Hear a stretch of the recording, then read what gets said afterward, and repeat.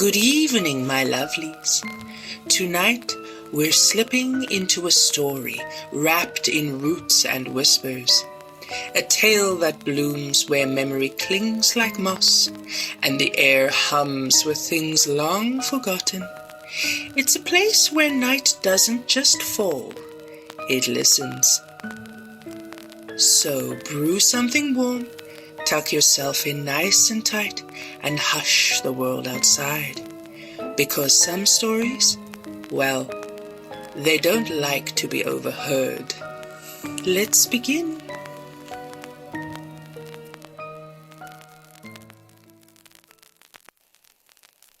They say some trees remember, not in the way that people do, with thoughts and memories, but in the way old stones remember footsteps, quietly, deeply, and without forgiveness.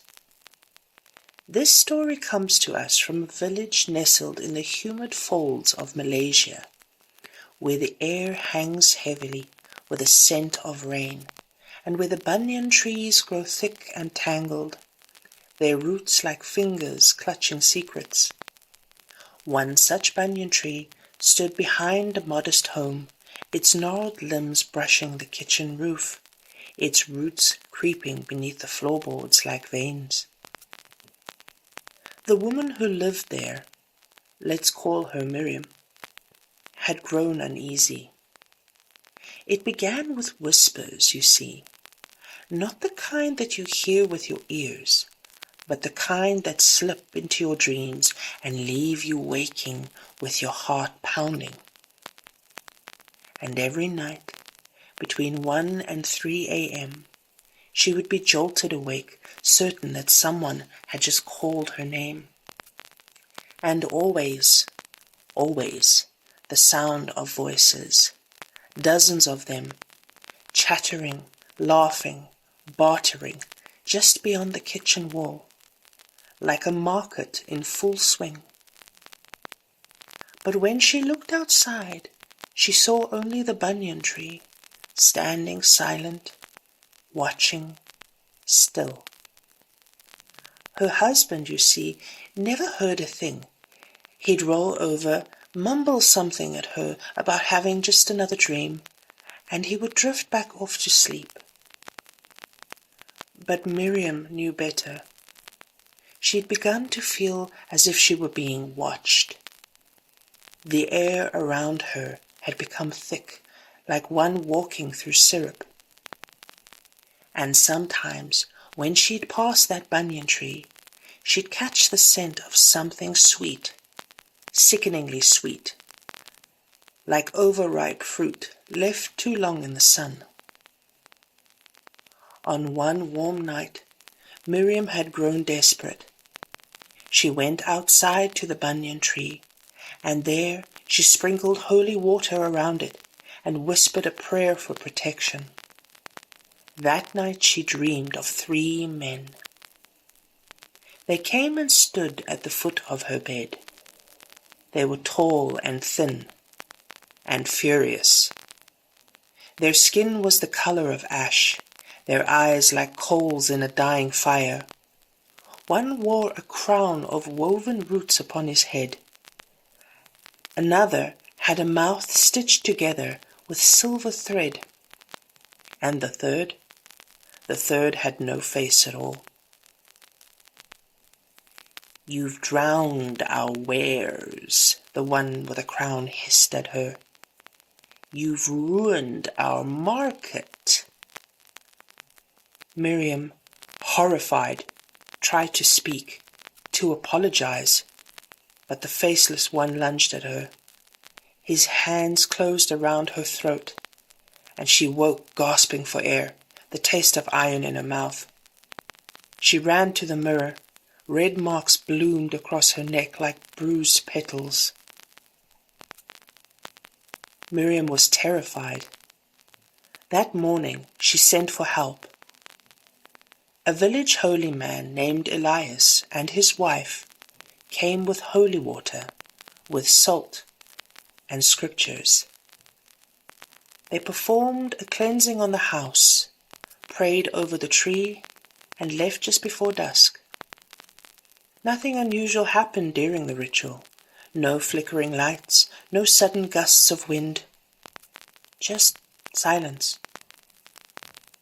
But that night, the real haunting began. Elias's teenage daughter, Aina, was the first to dream. She saw the same 3 men. They beckoned her, promising wonders if she'd follow them.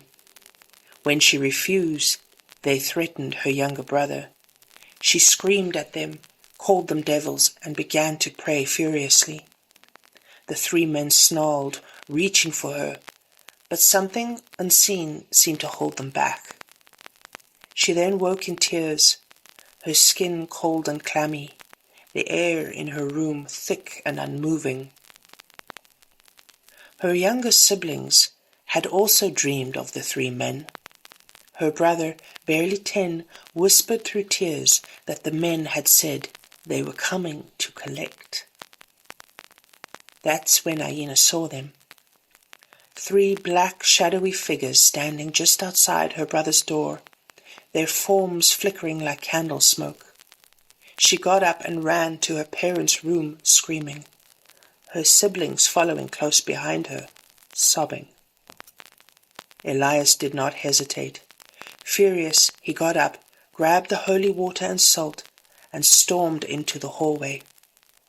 The figures were now gone, but the air was wrong, charged somehow, like the moment before a lightning strike. He moved around the home, blessing the rooms. He drew crosses in the salt on the floor, and prayed until the sun began to finally rise. The next morning, Elias shared his own dream.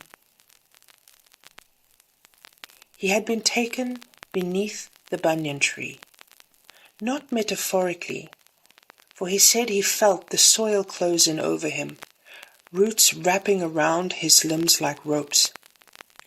He emerged somewhere into a vast, seemingly underground market, lit by lanterns made of bone and glass. Stalls lined the twisted paths, selling things that should not be sold. Teeth, shadows, memories, names. And there were the 3 men, furious. "You've angered the king. You've ruined our goods," the entity snarled. "The holy water you shook soaked our wares. The salt burned our stalls. We are the Rogan, and this tree is our gate. This is our home."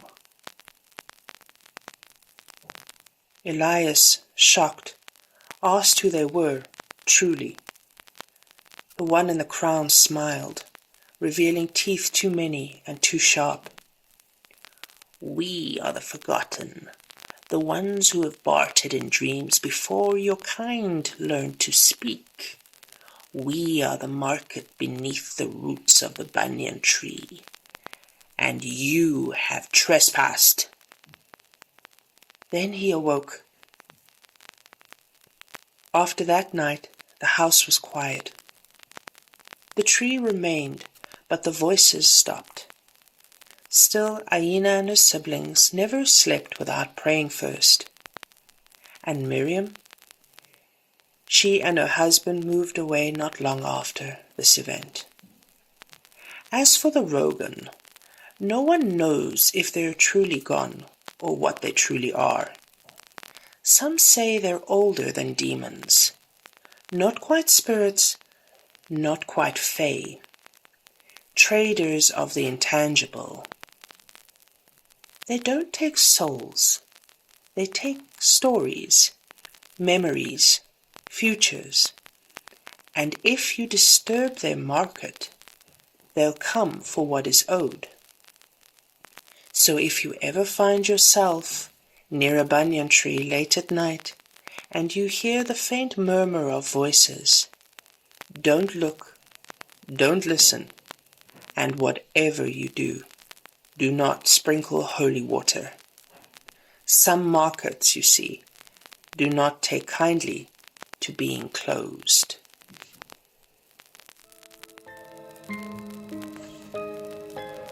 And so the roots grow quiet once more, but whispers still stir in the soil, waiting. So sleep soundly, dream cautiously, and remember, some stories don't just speak until the house is still. This has been your Auntie Annie, and don't forget, my lovelies, to leave a light on.